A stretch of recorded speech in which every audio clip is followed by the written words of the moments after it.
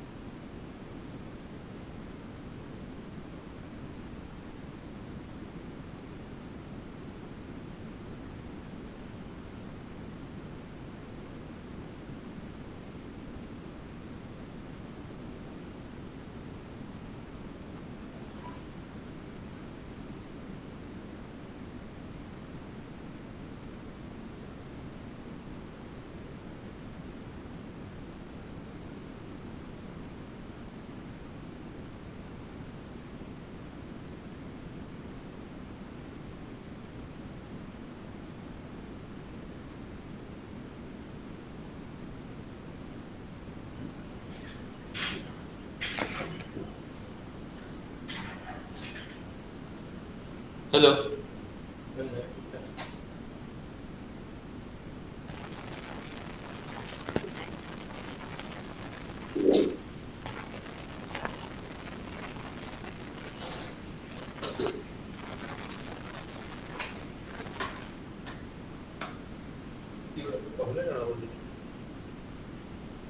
तो हाँ सर मोर माइक्रोफोन रे टेस्ट करो ठीक है गुड आफ्टरनून बोली कौन आते Involve your हाँ sir, you are microphone. audible, Vimal sir. You are audible, Vimal sir. Good afternoon to everybody. Am I audible? Yeah, you are audible. No, sir. You are audible. Sir Vimal sir, you Yes, are sir, you are audible. audible. Sir Audible Both of you are audible. Thank you sir Okay, thank you.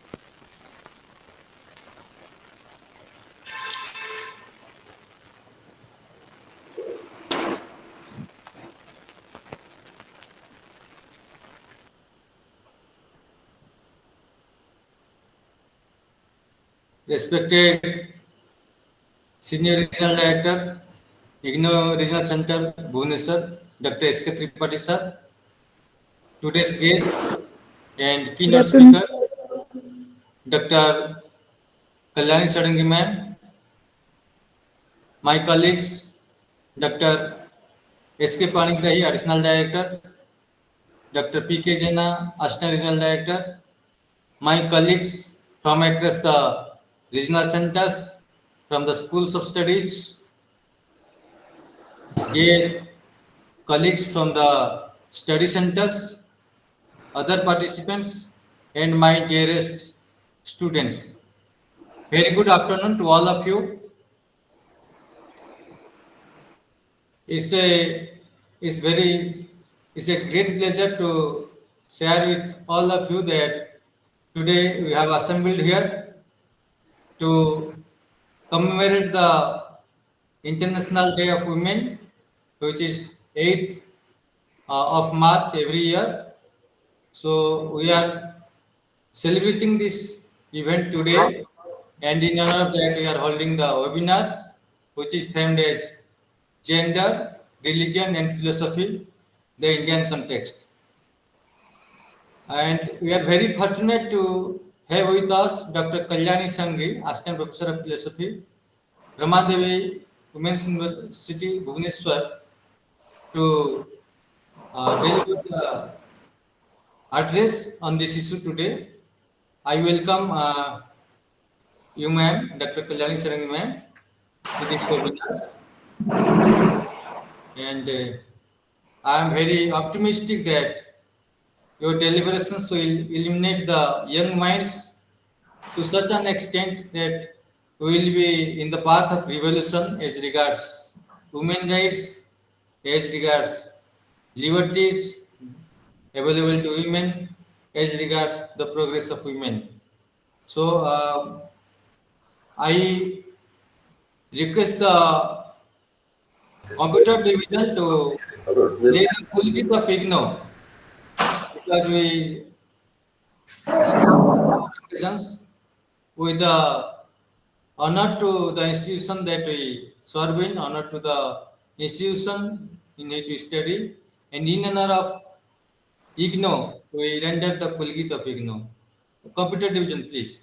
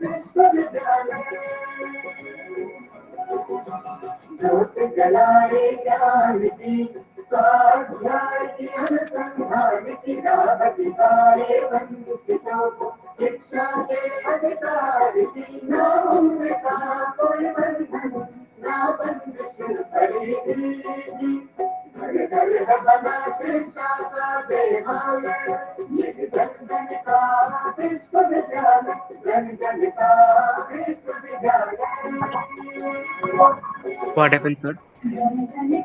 Your background music is so irritating. Please tell me about this thing.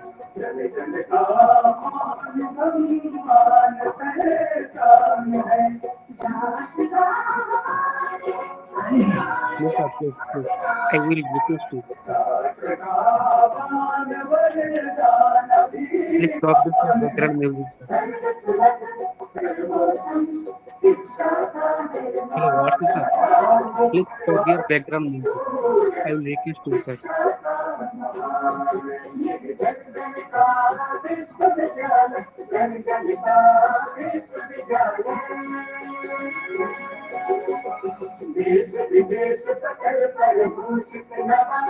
Listen, sir. I will ask you.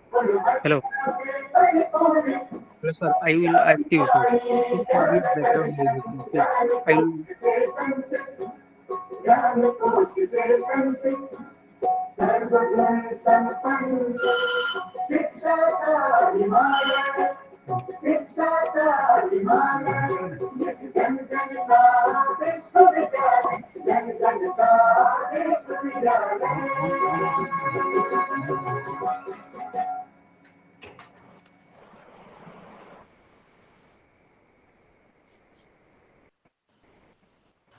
Thank you, sir.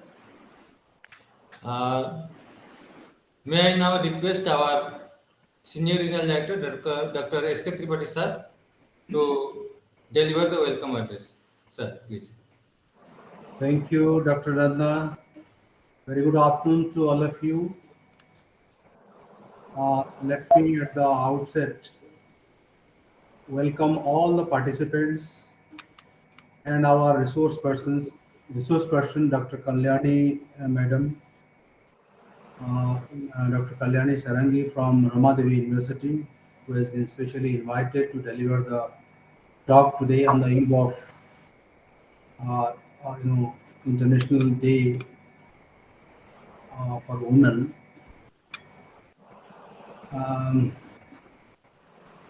So I welcome all of you once again to this important seminar being organized by IGNOU Regional Center, Bhubaneswar.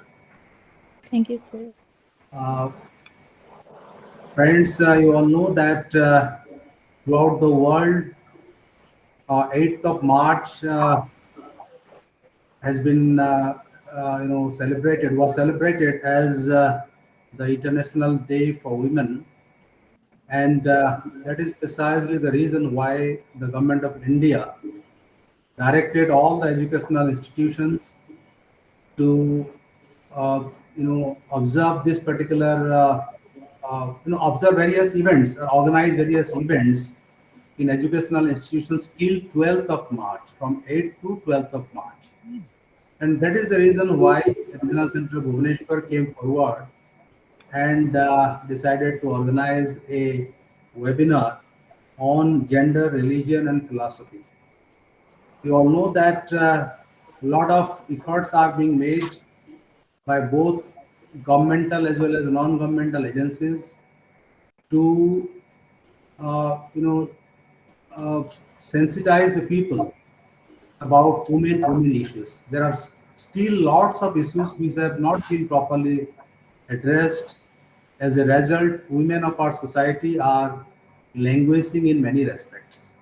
I'm not talking about those who are educated women, those who are able to understand their rights and responsibilities. I'm talking about the women who are residing in remote areas. They are still not aware of many things. As a result, they are not able to come on par with their male counterpart. So the main objective of organizing different workshops, seminars, and various activities related to women is to bring them on par with men. You all know that our government, both state government as well as central government, have taken lots of initiatives through various agencies to sensitize people so that our women will not face difficulties. They will be able to understand their rights and duties. Okay, and lots of academic programs have also been introduced in many educational institutions. Women and gender studies, different departments, particularly on gender studies, have also been opened in many universities, and a lot of programs are being offered. The whole idea is to upgrade the status of our women in the society. The status of our women must be upgraded so that society will be developed. You must have heard that if you want to educate the family, you have to educate the mother. If you are able to educate the mother, if you are able to sensitize a mother about the rights and duties, that means you'll be able to sensitize the whole family. So our women population must be properly trained, must be properly educated, must be provided with facilities and opportunities so that they'll be able to not only upgrade themselves but able to contribute substantially for for the society or for national development. Uh, you all know that Indira Gandhi National Open University has also introduced lots of academic programs pertaining to women. And if you just look at the prospectus, you will come to know a good number of programs have been introduced. I remember those days, uh, when we have translated two academic programs in Odia, certificate in women empowerment and development and certificate in empowering women through self-help groups. These two programs were translated in Odia, and we had offered this program in the remote study centers, mostly in Koraput region, and it was very popular. Government of Odisha was also sponsoring, lots of women, candidates in these particular programs. The objective is to, sensitize them. The objective is to, upgrade their status, upgrade their status. So, friends, you all know that recently also we have organized the um, National Day for Women. That is on 13th February. I'm sorry, 13th February, and today, on 8th of March, it is International Day for Women. So these 2 days are very religiously organized by many organizations, many institutions, and as a member of this learning community, we must have to come forward and contribute our part for developing our women in the society. As far as IGNOU is concerned, we are giving lots of priority to the women candidates, and we must have known that in IGNOU, particularly in Bhubaneswar Regional Center, the male-female ratio is almost 50%. You can say they are going neck to neck, and lots of women students are coming forward and enrolling themselves in various programs. So it shows their interest. It shows their interest to develop themselves. Isn't it? Not only they are able to acquire a degree and qualification, but also they are able to empower themselves with their rights and duties. So really, IGNOU is fortunate, and through our study centers also we are trying to help those candidates. And this time, in the last convocation, you must have seen that one women candidate got the gold medal in our which program, Dr. Nanda? I think it is MA History. Dr. Nanda? Yes, I think she got gold medal in MA History. So women are doing pretty well in the education, education, and in Bhubaneswar Regional Center, we are always doing lots of emphasis on candidates so that they will come forward and educate themselves. You see, Regional Center Bhubaneswar is organizing academic activities like this consistently, and the idea is to give exposure to the students on various national and international occasions. And these are part of co-curricular activities. I must say, curricular activities are going on as usual, but the seminars, workshops, and other activities are going on simultaneously or concurrently with curricular activities.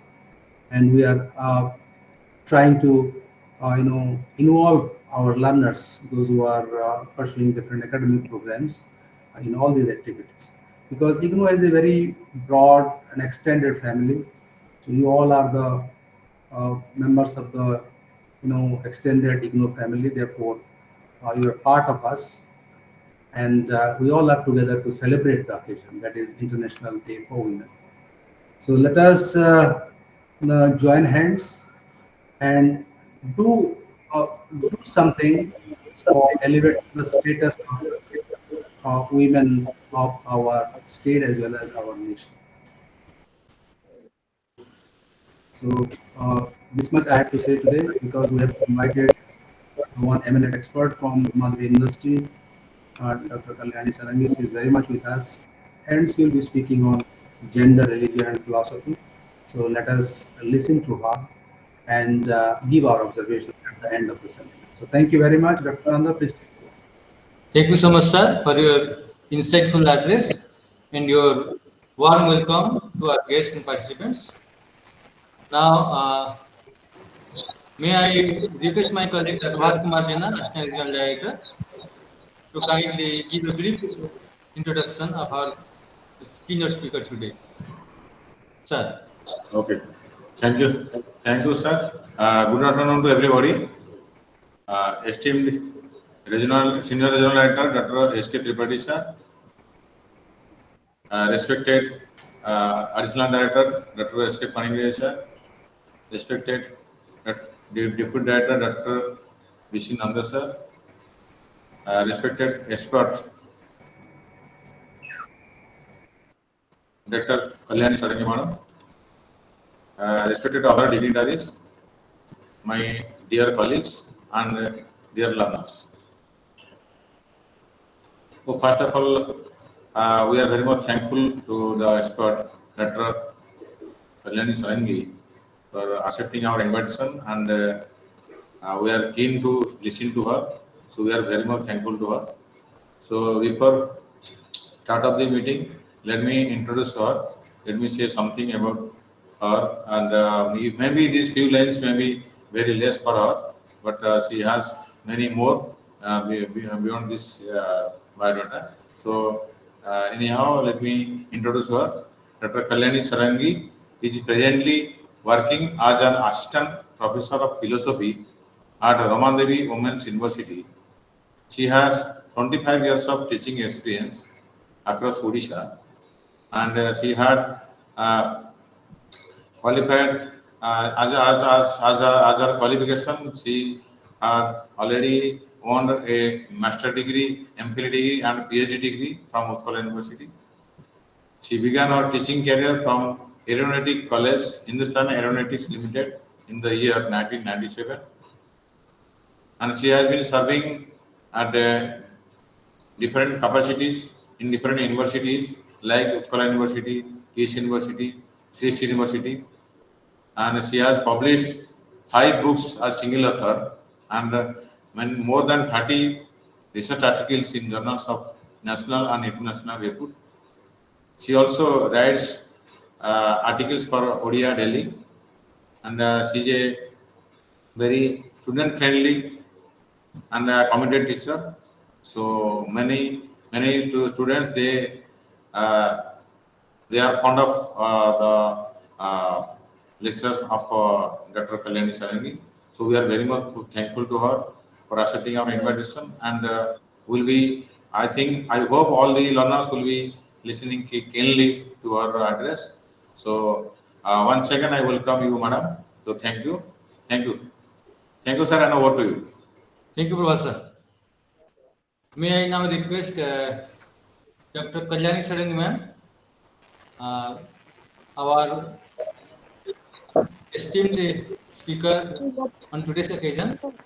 She will deliberate on gender, religion, and philosophy, the Indian context. Ma'am.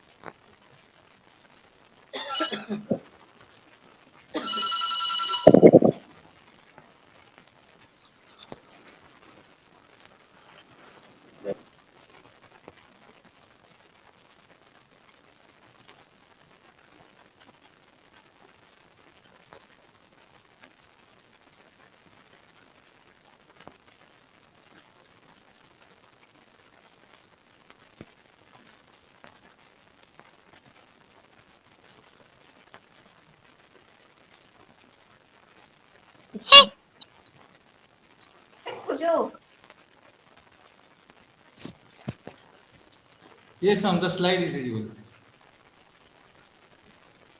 Yes, yes, slide is visible now. Okay, ma'am.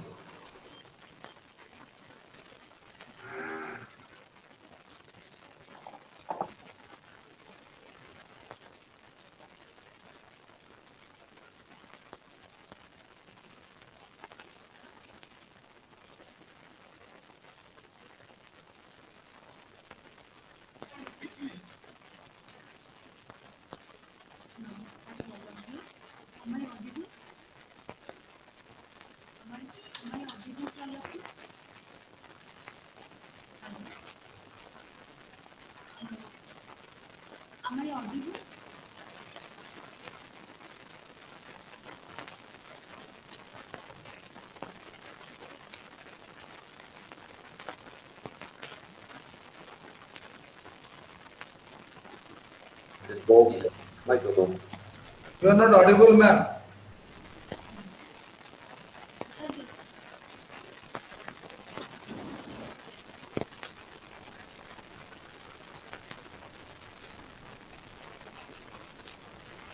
Involved.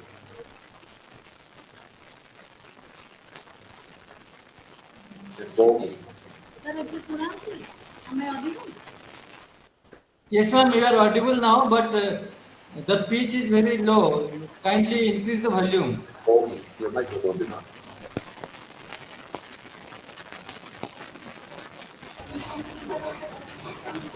Sir, now my voice is clear.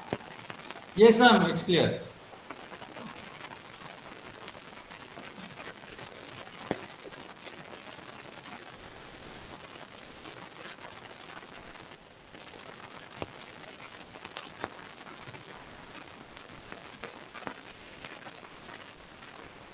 Namaskar to all of you. Thank you, DC Mansa sir. Esteemed Regional Director, Dr. S.K. Tripathi sir. Respected Dr. S.K. Pandey sir, Deputy Director, IGNOU Regional Center. Prabhat Kumar Jena sir. Involved. Revered other organizers of this webinar program, esteemed dignitaries. Your voice is not audible, ma'am. Is it not audible? Okay, Ma'am, sir. kindly increase the volume. Increase your volume, ma'am. Increase the volume, ma'am.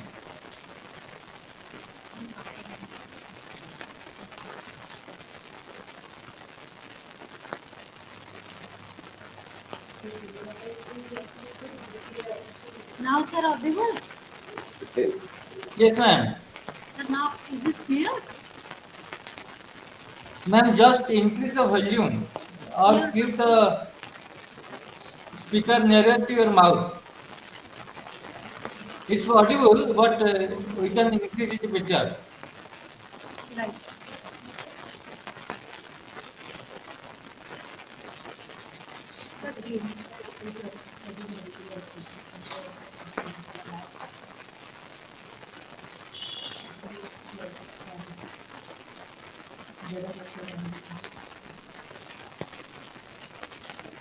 Sir, now audible? Ma'am, it's audible, but we need to increase the volume.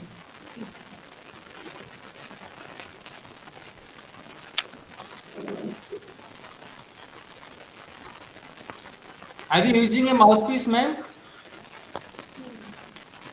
No. Okay. Is the speaker of the laptop? Yeah. Okay, then you have to speak somewhat louder, ma'am. Maybe it is not catching, the message is not catching. Madam ନହେଲେ ଗୋଟେ କାମ କରିଲେ ହବ ଯଦି ମୋବାଇଲରେ କହିକି ଭିୟୁଟା ଲାପଟପରେ ଦେଖିଲେ ଚଳିବ ମୋବାଇଲରେ କହିଲେ ଟିକେ ଲାଉଡର ଆସିବ ମୋବାଇଲରେ ଆପଣ ଲଗ୍ଇନ୍ କରିକି ମୋବାଇଲରେ କହିପାରିବେ ଆଉ ଇଏଟା ସ୍ଲାଇଡ୍ ଶୋଟା ଆପଣ ଲାପଟପରେ ଦେଖିପାରିବେ Sir, just a minute. Just Sir, now am I audible to all of you? Sir, am I audible now? Yes, I'm audible. You are audible, but voice is not clear. Voice is actually voice level is very low. Now is it clear? Yes, yes. Again the same issue. The same issue or it's clear? It's better, ma'am. It's better. But you need to be somewhat louder. Maybe the speaker is not working that well. So you need to be louder manually.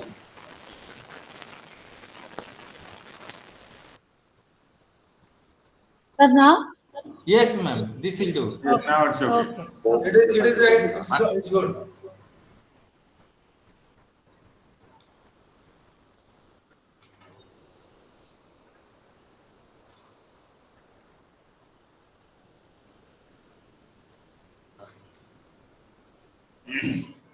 Pathan Dasila.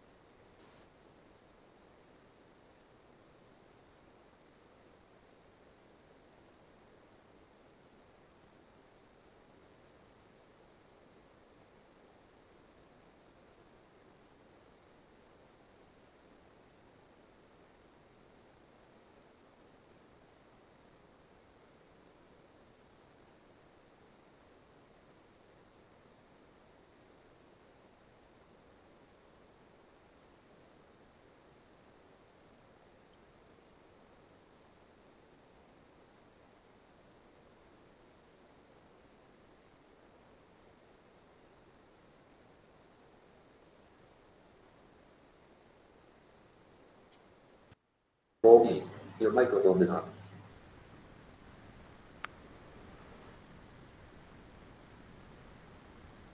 Hello. Now am I audible? Hello. Yes, ma'am. You are audible. You are audible, ma'am. Please continue. Okay. Okay. Thank you. Thank you. Okay, ma'am. Shall I begin now? Yes, ma'am. Please. Okay. Namaskar to all of you. Revered S.K. Tripathi sir, Senior Regional Director, IGNOU Regional Center, Bhubaneswar. Respected Dr. S.K. Panigrahi sir, Deputy Director, IGNOU Regional Center, B.C. Nanda sir, and Prabhat Kumar Jena sir, and other revered organizers of this webinar program, esteemed dignitaries present in this digital platform, and my dear student friends. I am very much thankful to each one of you for giving me this opportunity to address on the topic gender, religion and philosophy, the Indian context.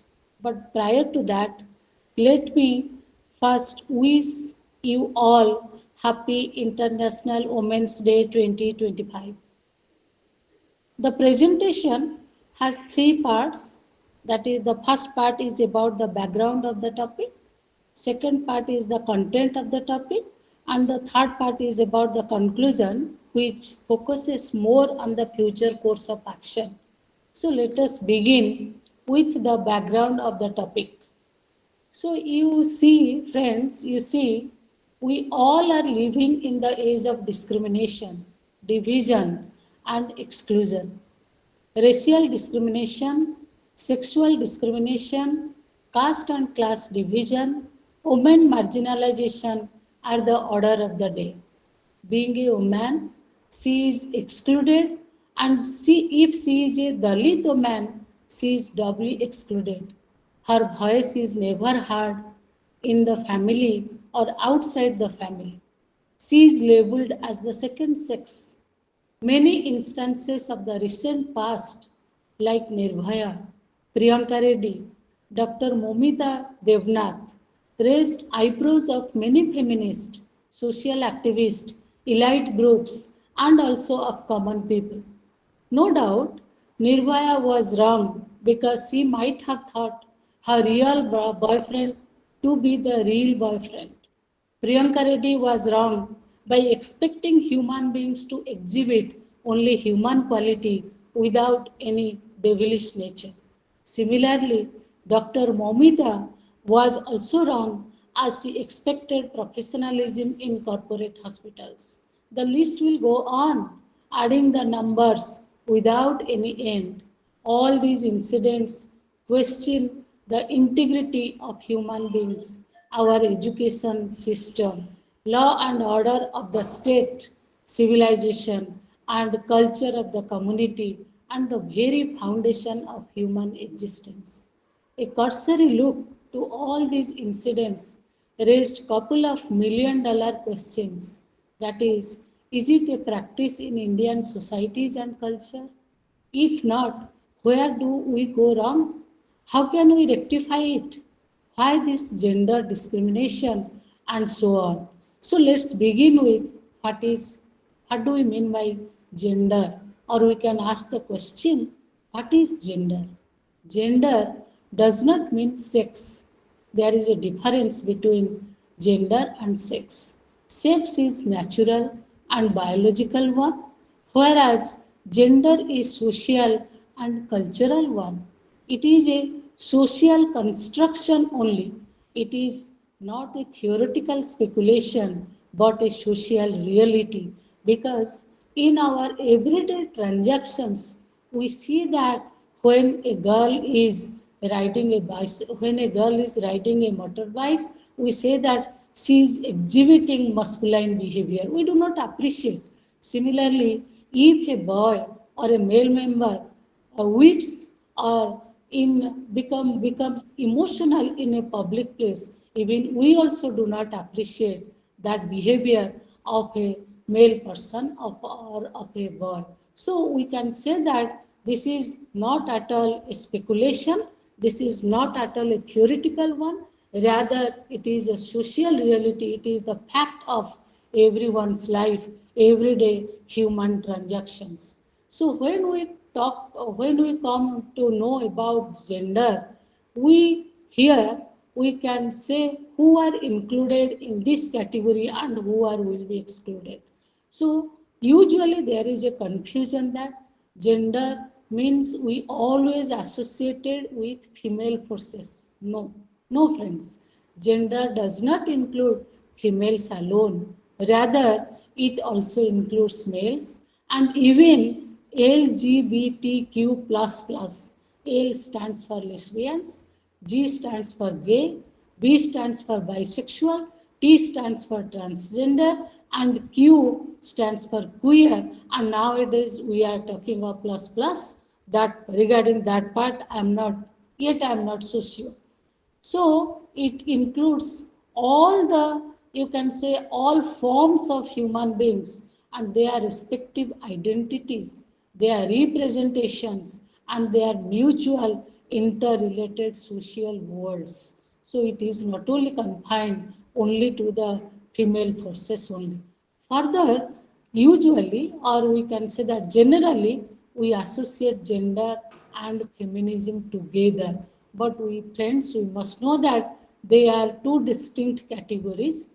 Gender and feminism, they are not the same, which we, in our deliberation, when we move ahead, will discuss more on it. The very concept feminism, it was coined by Francis Marie Charles Fourier, the French philosopher, in the year 1837, and he was a strong advocate for the rights of women. So he is a man that we must keep in mind. He is a man. He argued that societal progress would be possible if equitable opportunities will be provided to female population. The very shades and shapes of feminism differs from culture to culture, community to community, because the issues, problems, and how one perceives women that also differs from one society to another society. But the cross-cultural fact is that she is exploited and denied to exercise her own choice and freedom. As a movement, it demands for right to equality in socio-religious, economic, and political domain, or you can say in every walks of daily life, or you can say in every walks of life. If we go back in the history, we see that it was Aristotle who laid the foundation stone for gender binary. So, or you can say gender inequality. Aristotle, in his book, History of Animals, connoted all negative words for women. I just quote one or two from his book, that is Politics. In Politics, he said that the relation of men to women is that of superior to inferior, or you can say that it is of the ruler to the ruled. Women are born to be ruled in a constitutional sense. I am emphasizing again on this sentence, that is, women are born to be ruled in a constitutional sense as a citizen ruled other citizens. As a result, you see, there is a dichotomy between nature and nurture, between culture and social, between reason, emotion, between private and public. So you see, even Aristotle once in the same book, Politics, he said that men possessed more reason in comparison to the women. Or you can say women possesses lesser reason and men possesses more reason. So definitely because they possess lesser reason, so it is the opinion of Aristotle that let them confine to the four walls of the house or of the home, and let them procreate the progeny, and they can take care of the elders and the youngers. So care, they will be in one way we can say that they will be care providers, or they will take care of the private affair, or they will take care of the household activities, where men will be allowed to look into the public, to go outside the private space, and they will participate in politics, they will take economic decisions, and they will be allowed to participate in all the social activities. Why? Because they possess more reason, and women possess lesser reason. Women are more emotional in the language of Aristotle.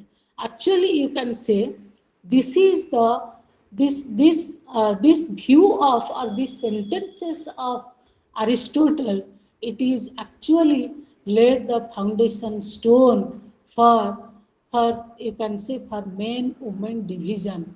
And definitely, because you say man is natural, man is social, man is rational, man is a public figure, so definitely they get a privileged position in a structured society, and women are deprived even from basic amenities, even from basic facilities. But here, I want to quote his teacher, and who is named as Plato.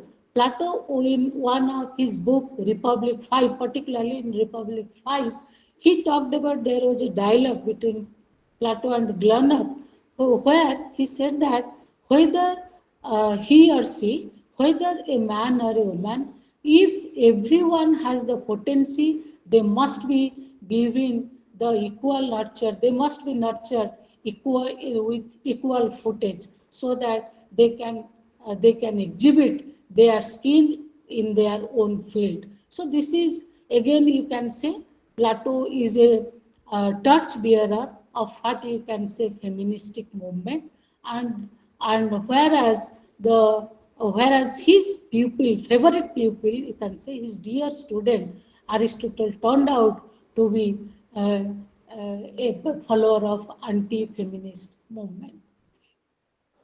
So the debate of equality, because we are talking of equality, even in the philosophy of Plato, we see the equality. So this debate of equality, it presupposes inequality and exposes how masculine ideology exploits the sexual difference to create a system of inequality.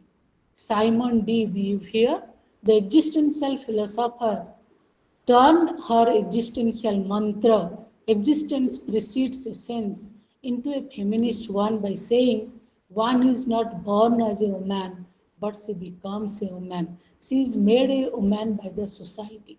She also argued that men has made the woman as the other. They are the other. So centuries together, you can say women of both East and West are subjected to various forms of violence, character assassinations, exposed to various forms of exploitations, taking into account whether they are married or unmarried or widow, not their age is not concerned, power, position, everything, bereft of everything, they are subjected to various forms of harassments, violence, so on and so forth. So when I compare both the East and the West, you can see the uh, East, I mean India, you will see a better picture, because when we talk about the cultural history of India, you see in the cultural history of India and even in the religion, even when we talk about religion, you know, we all always start with the Vedas, in the Vedic age, in the Shruti, in the Smriti, even in the Puranas, we see that women were given a high esteem or positions in the society, in the community, in the culture, in the religious practices. In every sphere of life, in every walk of life, women were treated with high esteem. So basically, so because I have to do justice to the title that is assigned to me, that is gender, religion, and philosophy. So here I will talk definitely, I will quote or I will emphasize more on some religious scriptures. So if at times when you feel bored, you just kindly let me know. So I will switch over to other areas. So women in India, generally, they are from the Vedic age to till date, they have passed through two phases, you can say. One is the phase of liberation or phase of freedom, and another one is the phase of subjugation. So, you know, in the age of phase of liberation or in the age of freedom, they were treated as the deity or goddess, because there is a saying, God could not be present everywhere, therefore he made mothers. And at times, she is also suppressed and subjected to various forms of violence. You can say after the post-Vedic age, we see the phase of subjugation, but in the Vedic age, or that is labeled as the golden ages for women, you can say. So during the Vedic age, or you can say the epic age, that has been regarded as the golden ages for women's freedom. We have the traditions of Rishikas, Brahmavadinis. Who is a Brahmavadini? A Brahmavadini is a realized person, is a realized soul. Women scholars like Gargi, Maitri, Apala, Ghosa, Lopamudra, and many more. They were the Brahmavadinis who participated in the public debates, and at that time the public debates was called as the Twartha. It is not for some hour, it was not for some hour, even it was not for some days, it was for hours and hours too. It was for years and years together, where you see in one side Yajnavalkya, Rishi Yajnavalkya was there, and on the other side Gargi was there. So it was mostly it was arranged by you can say Rajasri Janaka, the king Janaka, because he was a Raja at the same time he was living a very simple life, therefore he was labeled as Rajasri. So even Gargi was the mentor of Janaki, the daughter of King Janaka. And Lopamudra also composed, there was evidence in the Vedas that Lopamudra composed 2 verses of the Rig Veda. And you know, Lopamudra was the better half of the Agastya Rishi. So in this presentation, an attempt is made to say that religion was never anti-feminism, or it is not at all anti-feminism. Rather, it is an opportunity for women's rights, entitlements, and self-realization. Gender as a category and gendering as a social practice, they are central to religion. There is no doubt about it, because presently, you know, in Kerala, there was the issue. In Muslim community in India, there was another issue regarding the parda they used to do, they used to or so. But when I talk about India, though I very well know that India is a secular country giving respect to all religions, but I am talking about by India more or less we understand the Sanatana Dharma, the Hindu religion. So I have selected the all my case studies, you can say, from this Sanatana Dharma. So the many feminists, and particularly you can say many feminists like Armstrong, Woodhead, and many others, they agree that religion is not at all essentially patriarchy, because there is a objection, there is a criticism against religion that religion is the sole cause of patriarchy, and patriarchy is the sole cause of stereotypes, or you can say patriarchy is the only cause for this gender inequality that we see in every sphere of human life, in our everyday transactions. So many feminists, even those who are against religion, they say that it is only religion and it is alone religion that perpetuate patriarchy, and patriarchy makes this the gender inequality. But there are many other feminists, those who are objecting this criticism, and they says that religion is not at all essentially patriarchy. They argue that patriarchy, on the other hand, it shapes religion to reinforce the values in a very structured way, so that violence can be there, so that power and position can be given only to the male forces. So I'll take up here some iconic figures from both Shruti and Smriti to highlight what was their positions, their means women's positions, and how to recreate it in the present Indian society or community. So in the corridor of womanhood, woman is either the daughter or the wife or a mother, shaping and molding the society. Both the epics or the itihasas, epics are named as itihasas. You know, India is proud of 2 great epics. One is Ramayana and the other one is the great Mahabharata. Both of them revolve around 2 great daughters named Janaki and Draupadi, who were named after their fathers' names, King Janaka and King Drupada. Sita turned out to be a very dutiful and ideal wife. She opted for hardships rather than the luxury of the palace. Unfortunately, many scholars and feminists misunderstood her character and have misunderstood her silence in many matters as and they have misinterpreted it as her weaknesses and ignorance. The again I will here I will talk about Mahabharata, which entirely revolve around one great, very fearless lady, and she is none other than the Draupadi. Coming to the character of Draupadi, I always salute her as a fearless female hero. I prefer to address her as a hero. She is a diva because she has both beauty and brain. She has the audacity to raise many ethical and legal questions after the heinous act of disrobing. She has been depicted as a strong and a self-confident lady who revolted against injustice, and she has had a mind of her own.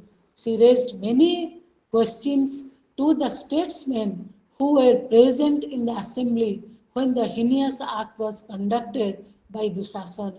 By asking questions, Draupadi, the woman who represents, you can say, any common woman, transcends the private and the domestic sphere and contests the rights of a master over his slave and slave over his wife.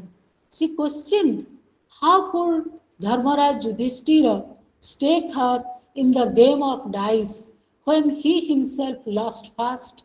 And has he had any right to stake his wife?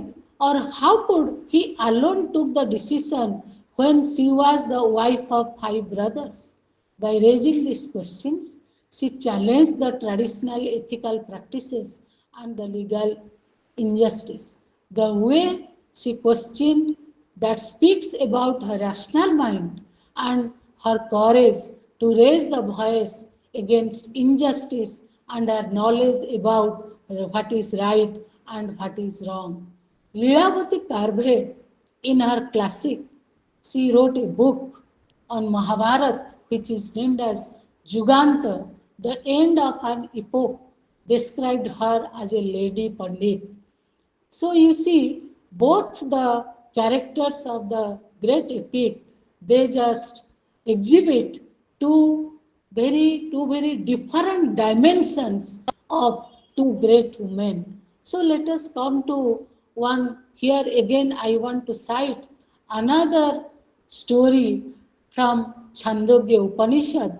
You can take it as a case study if because Santosh Panigrah's sir is there, he will interpret as case study. So there is another case study, that is Satyakama Jabala, that is a character from Chandogya Upanishad, where you see the son Satyakama asked his mother about the lineage about his father. He wants to know who is his father, but her mother, in a very straightforward way, said that she could not answer this question as she was attaining many people because she was a paricharika. She was in the profession of prostitute. So she cannot answer from whom Satyakama was born.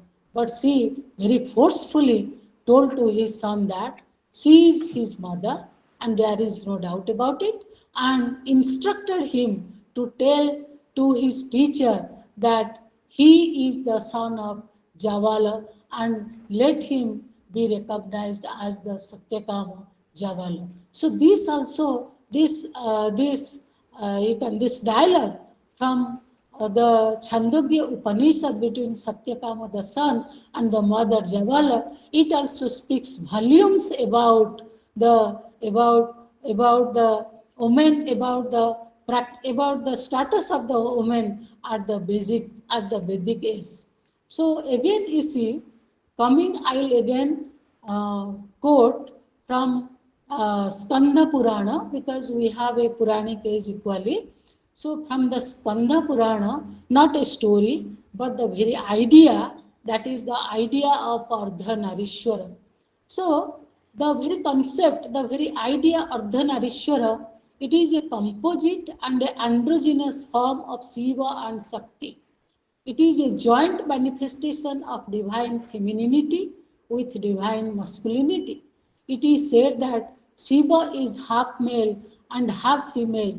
In other words, male and female forces are given equal importance. The supreme deity is the father and the mother at the same time. This concept can be viewed from different perspectives. One can argue that God is beyond the classification of male and female, as both of them arise from God only. One becomes two, and two becomes many. Ekasyam Bahuda Vadanti. Further, Shiva, the Adijogi, is the symbol of asceticism, and Adisakti stands for material elements. There must be a happy handshake between these two extremes for the act of creation. It states that the feminine and masculine are within all of us. These are the two dimensions of the same life.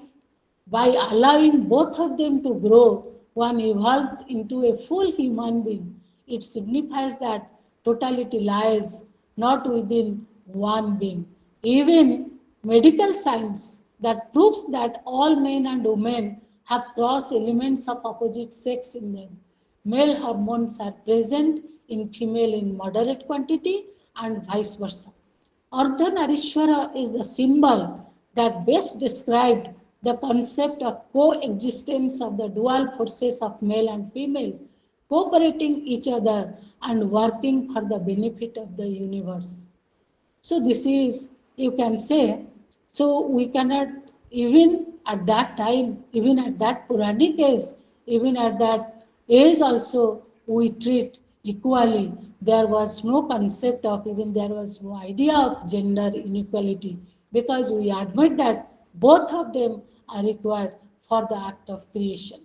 So again, I want to highlight another story, not story, you can say Upadesa, that is named as from Markandeya Purana, chapter 25 to 30, which speaks about Queen Madalasa. So Queen Madalasa, she was the daughter of a Gandharva and the queen of the king Ritidhwas. She was a sagacious mother of three sons, a Brahmavadini, a Jivan Mukta, who despite being liberated chose to live the life of a householder and is always a role model for her wisdom. Her narration in the Purana is an example of how a mother can be a real guru, a mentor who guides her children to the ultimate goal of life, that is moksha. Madalasa used to teach her children the importance of self-control, the elusive nature of the world, and the true nature of the self, and so on, in the form of lullaby, which is, lullaby means lori, which is known as Madalasa Upadesa. She used to sing to her crying infants that Shuddhosi, Buddhosi, Niranjanosi, Sansara Maya, Parivarjitosi, Sansara Swapna, Tejamoho Nidra, Madalasa Ulapam, Uvacha Putram. That means she taught to her three children that life is meant for something higher, not for these mundane activities, because a soul resides in all of us, and which is pure, which is spotless, which is divine, that she taught to her children through loris or through lullabies. All the strokes of Madalasa Upadesa speak of the spiritual significance of a mother. She beautifully explained in another stroke how some may refer to you as father, or as son, or as wife. It shows that self is not at all gender. So we cannot talk of the gender of a soul, because soul is all of us. So it is better not to talk in terms of sex, but not to talk in terms of gender, rather to talk in terms of soul, because if we give emphasis soul as a dimension of every person, then definitely gender will be meaningless for all of us. It encourages each individual, the Madharasa Upadesa, it encourages each individual to pursue his or her own path of self-actualization. Further, it teaches us that men and women are equal, and equality should not be misunderstood in the masculization of women. So to conclude, I can say that there is a double blindness. Nowadays we talk of double blindness regarding both religion and gender, because religion is gender blind and gender equally is religion blind. But we can argue that these few positive instances, why I am collecting all these instances from the scripture, religious scriptures, because these few positive instances may outnumber all the negative instances, just like a traffic syndrome. A positive instance may create more positive instances, and these more positive, because there is a butterfly effect, and these more positive instances, they will multiply more and more number of positive instances.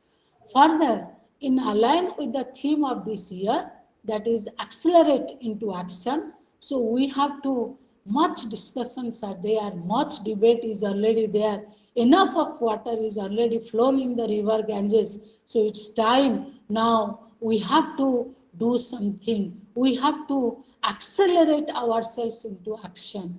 So that is, we have to talk, we have to see how gender justice will be there, how that gender justice will be possible, how it will be viable. It will be viable only through appropriate gender budgeting. Friends, here I want to cite one thing, because when you see the different departments of the government, you see every department he has their exclusive names. That is, suppose you see energy department, or you can say that home department. But when you see that women department, it is always tagged with another word, that is child, women and child department. Why this approach is there? So when budget is allocated, so it is gone to both the development of the women as well as the child. So to this I object, and I say that I suggest that some exclusive allocation is to be in the budget, some exclusive allocation should be given for the development of the women. So there are many and many invisible glass ceilings are there in the growth of women. We have to break all the invisible glass ceilings. It seems that it is all okay, it is everything is fair, but it is not fair at all within the fair, because very new concepts that are coming. You can talk about sugar daddy, because of the paucity of time I may not explain. If questions will be there, I can answer. There is the concept of sugar daddy, so body shaming is there.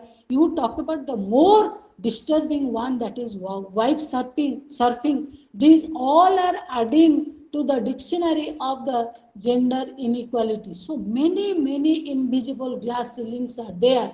So the women and the feminist group of thinkers, social activists, they must have to break all the invisible glass ceilings if they want to see the women to grow. So again, another thing that I failed to mention here, when we talk about gender equality, when we talk about gender justice, so we have to see two components here. One is that our director sir, I think he also pressed upon it.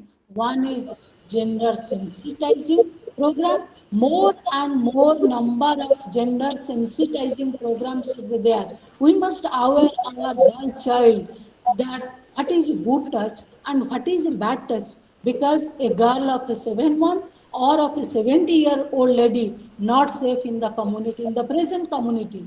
So we have to sensitize them regarding all these issues. That is so, I can again, you can say that not only gender sensitization is not enough, we have to talk to bring the gender equality. We have to see that there must be some equity measures are to be taken. Equity measures are already taken. For example, you can say reservation policy for women.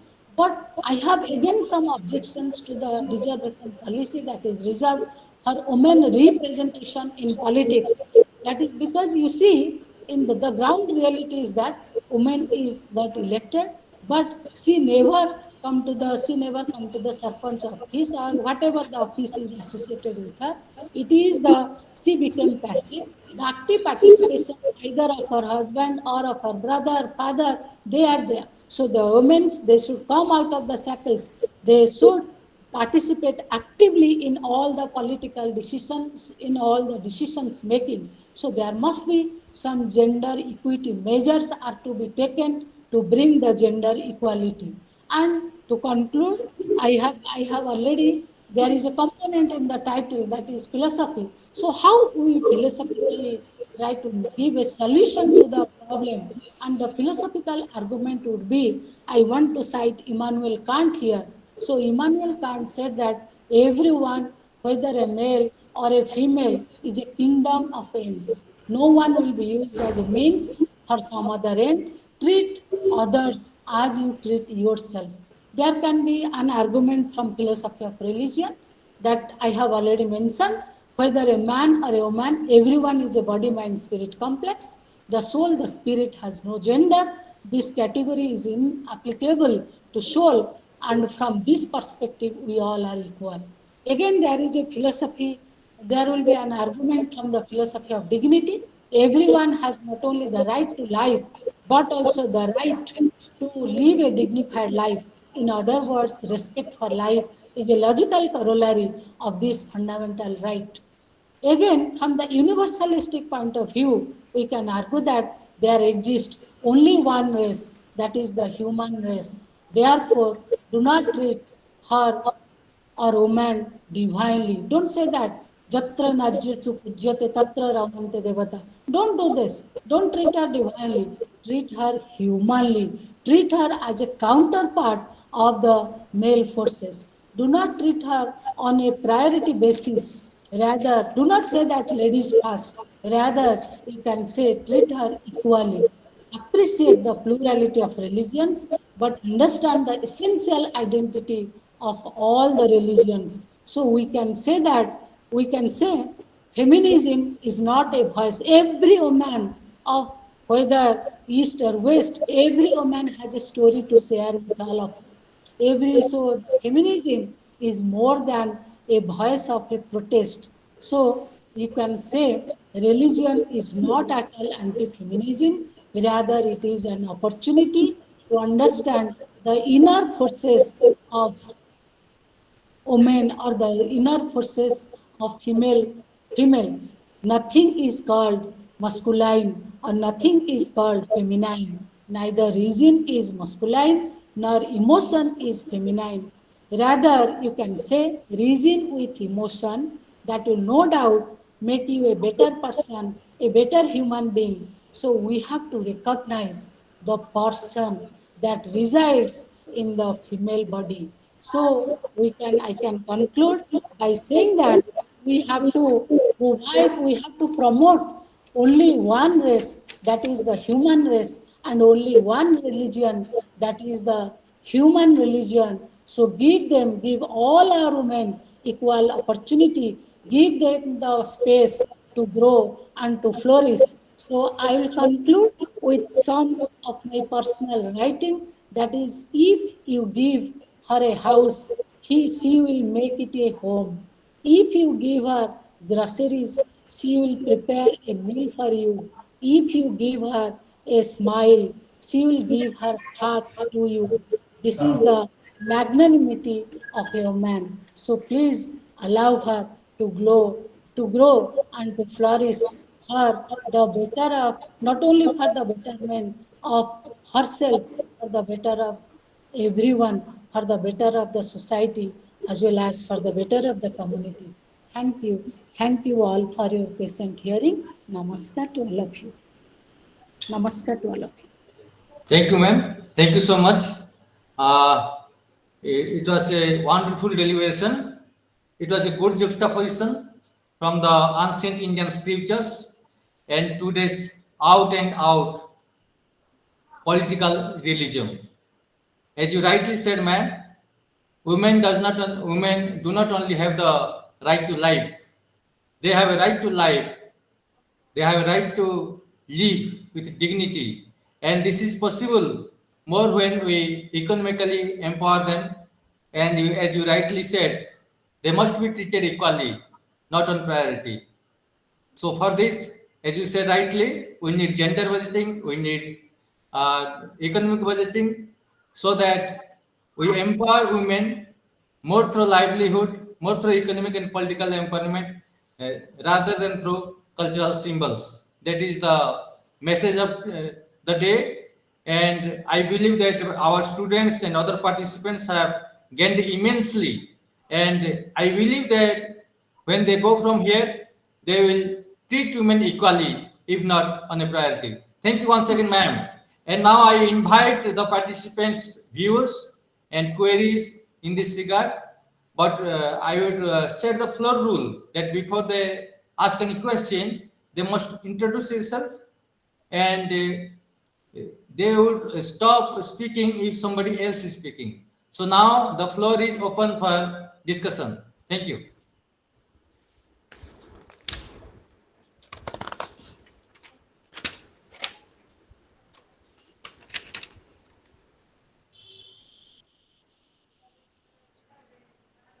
Any query, students? Any comment you would like to make?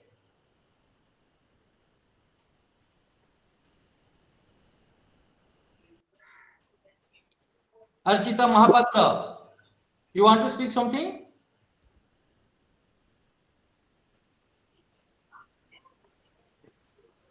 Sir, good evening, Deepanaka. Yeah, Deepanaka, please speak. Yes. Ma'am, actually, thank you so much for your valuable words, as well as it was actually a true picture of today's world. And today, whatever we are facing, the ladies are facing, the women facing, whatever it may be, the true scenario you opened in front of everybody. It was an amazing session and amazing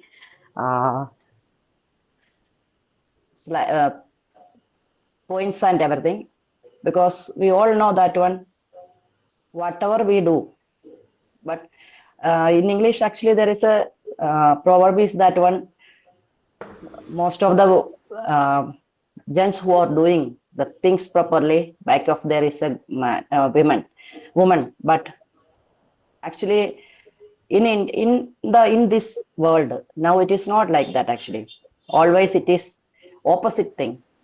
They are always when they are not supporting us, but whenever we are moving forward, there are some hands, they are pulling us backward, and it's the worst thing actually I want to say. Why? Because we are joining together the families. Why? Because we are coming to in-laws in a family, and this one, only this relation, especially I want to say that one, after marriage, only after we can cut this relation, husband and wife relation, because why? Divorce and everything. Okay, divorce and everything. But these old relations, whatever the man, otherwise the men is getting from us only, even though children and the two families getting through a marriage, but never that is that consideration 99% of the ladies are not getting. One more thing, now actually we conduct a survey here. I am actually from Kerala, but I am settled in Odisha, Raigada, and I am doing my MA psychology from INNO. So just I got a news and I conducted a survey in our area. about more than 70% of the families, they are in sleep divorce. I think that most of the people are sitting here, they are adults only. Sleep divorce. The cause is that one. Why husband cannot understand the problems of the women working even especially. That's the thing. So I want to conclude these things, this whatever it may be what I told, I want to conclude whatever the mom told is 100% correct. At least give us chance to flourish ourselves, nothing else. You no need to support us, you no need to give any stage. We can do ourselves, but give us a chance to flourish. Thank you so much, mom, and thank you so much, all of you here. Thank you. Thank you.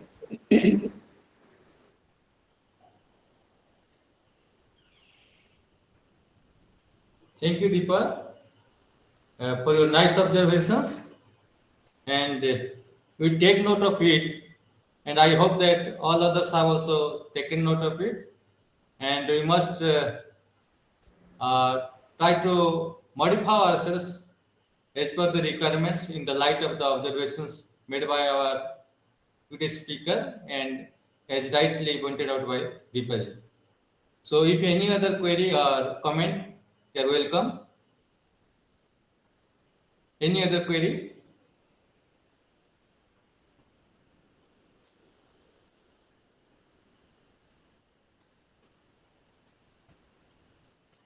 So I believe that there is no more query.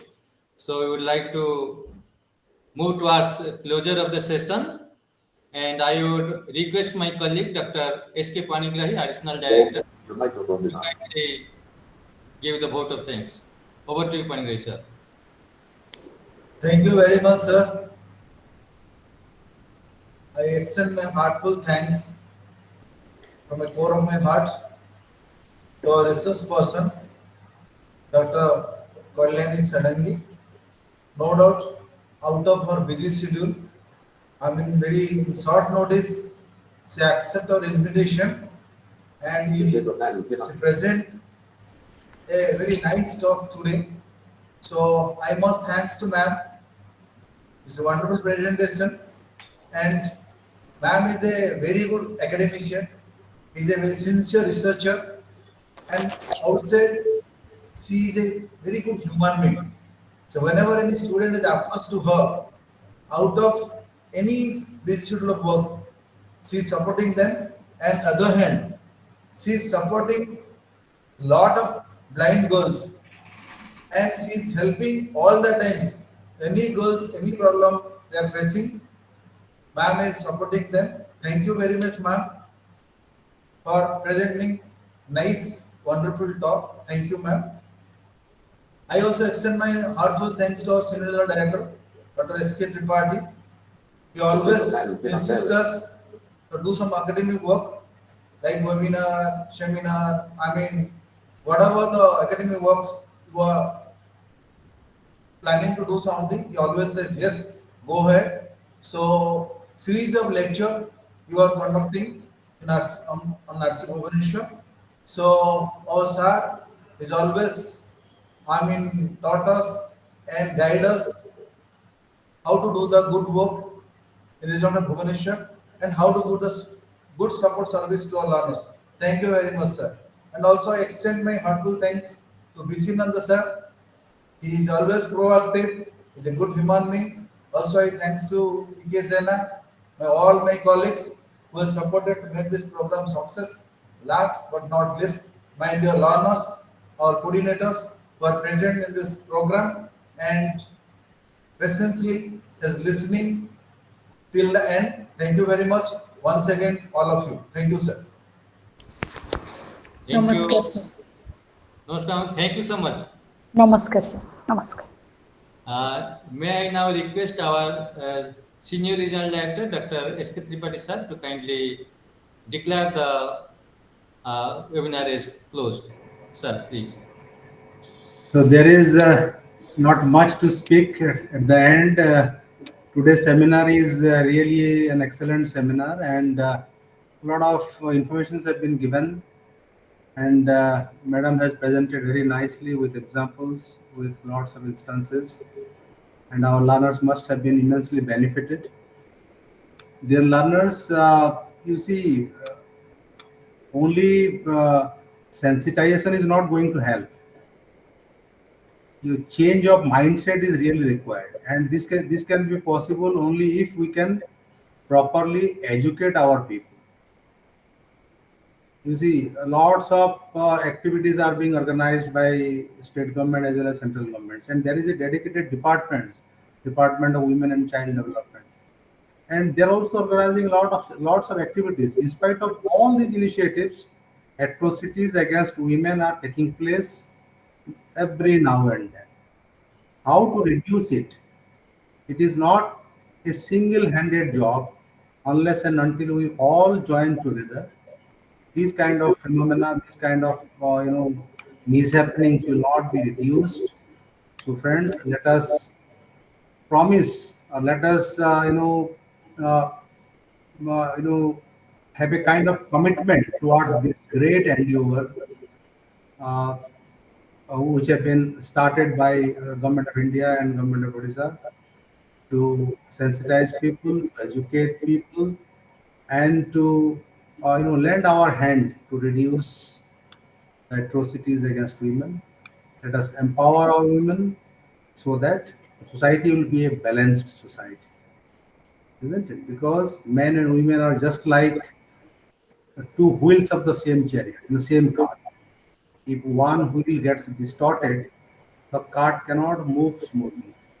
So we have to have a balance kind of a thing, then only the society will be a balanced society. And for that, we all have to contribute. And let us have a kind of commitment today, because we are celebrating International Women's Day. Let us respect our women, and uh, let us try to sensitize the people around us so that the instances, the mishappenings will be reduced. Thank you very much. Today, you were really benefited today. Madam, thank you very much for coming to this online platform and speaking so nicely about various issues pertaining Namaskar. to women. Namaskar, sir. Thank you. Okay, Thank you. thank you, madam. Namaste. Seminar is closed today. Thank you. Thanks.